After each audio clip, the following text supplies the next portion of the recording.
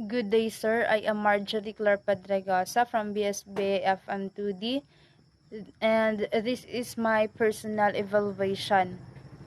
What is ethics? Ethics is any philosophical theory of what is right or wrong and morally good and bad, as well as any system or code of moral rules, principles, or values can all be referred to as systems or codes of ethics. The term ethics can also refer to the philosophical study of the concept of right and wrong moral behavior. The final one may be connected to specific religions, cultures, occupations, or practically any other group that is at least in part distinguished by its moral attitude. How ethics differs from morality. Many people think of morality as something that is personal and normative, whereas ethics is the standards of good and bad distinguished by a certain community or social setting. Both morality and ethics loosely have to do with distinguishing the difference between good and bad or right and wrong. For example, both you and your neighborhood may agree that adultery is morally wrong. The distinction may be helpful, though, if you personally believe that adultery is wrong, even while your community does not. Your morality would conflict with your community's ethics according to these meanings of the term.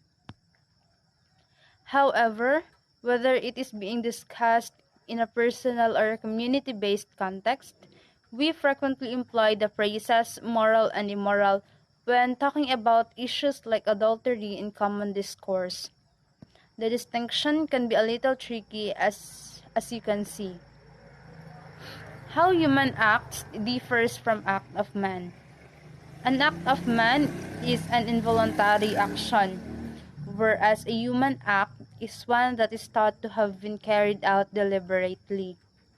The difference between human act and act of man are frequently the subject of philosophical discussion.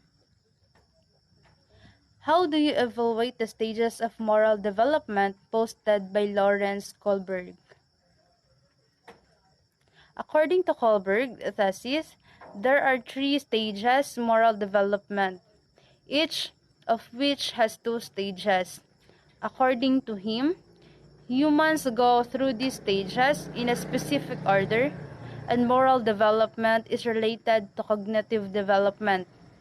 Pre-conventional, conventional, and post-conventional are the three levels of moral thinking. Level 1, pre-conventional morality. The first stage of moral information, known as pre-conventional morality, lasts until around age 9.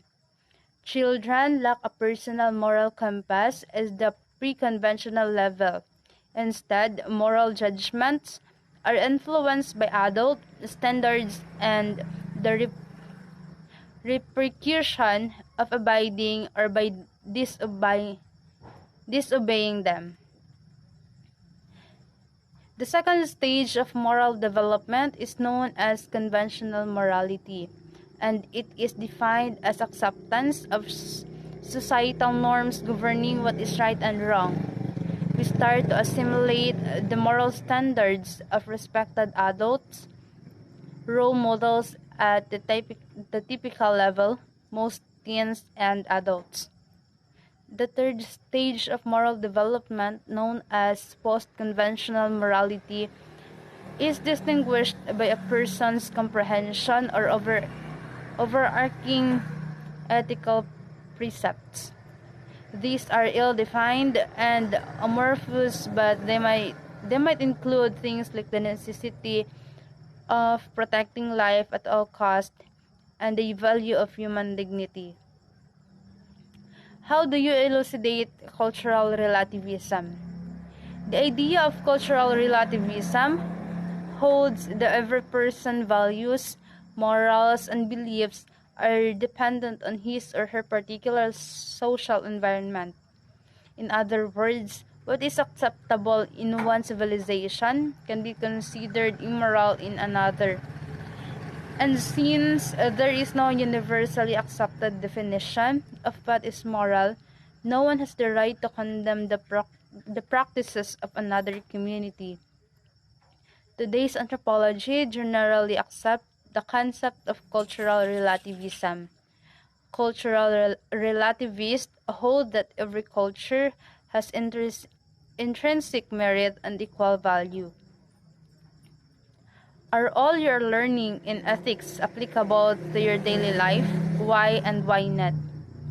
Ethics is applicable to my daily life because it helps me to deal with the society and helps me to it live in it with others in harmony.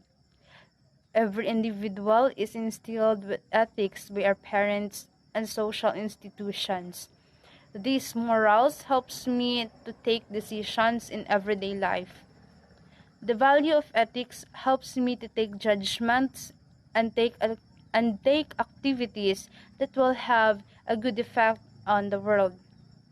We are all urged to live morally lives and make moral decisions in all facets of our existence.